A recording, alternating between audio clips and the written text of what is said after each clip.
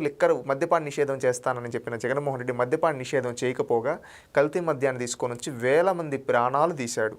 ఆ వేల మంది ప్రాణాలు కోల్పోయారు. మనం చూసాం. ఆ ఉసురు ఊరికే పోతుంది. ఎంతోమంది ఆడబిడ్డల మాంగళ్యాలు తెంచాడు జగన్మోహన్ రెడ్డి.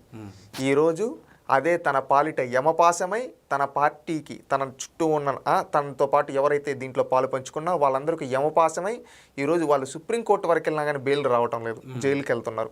ఈవెన్ దీంట్లో రాజకేశ్ రెడ్డి కావచ్చు, మనం అదే విధంగా మాట్లాడుకుంటే చెవిరెడ్డి భాస్కర్ రెడ్డి గారు, ఆయన కూడా ఎంతో విధంగా నాకు సంబంధం లేదు ఈ విధంగా అన్నాడు. నా భీకర పరుపులు అరిచాడు కానీ చట్టం నుంచి తప్పించుకోలేకపోయాడు. ఈరోజు మిథున్ రెడ్డి పరిస్థితి కూడా అదే. ఈరోజు ఈవినింగ్ కానీ రేపటి లోపల కానీ మిథున్ రెడ్డి కూడా అరెస్ట్ అవ్వబోతున్నాడు.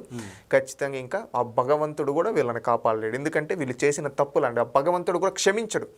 ఎందుకంటే ఎవరన్నా 1000 తప్పులు చేసి ఒకసారి దండం పెట్టి క్షమించు దేవుడా అంటే దేవుడు క్షమిస్తాడేమో, లేకపోతే ఆ దేవుడికి ఏమన్నా మనం వజ్ర వైడూర్యాలు ఇస్తే దేవుడు క్షమిస్తాడేమో అని అనుకుంటే అది తప్పు. ఇది చెవిరెడ్డి భాస్కర్ రెడ్డి గారికి, మిథున్ రెడ్డి గారికి ఇద్దరికి వర్తించింది. ఏంటంటే వీళ్ళు చేసే పాపాలన్నీ చేసేసి దండం పెట్టేస్తే దేవుడు వదిలే కాపాడుతాను. ఈరోజు ఆ దేవుడు కూడా వీళ్ళు చేసిన పాపాలకి క్షమించలేదు.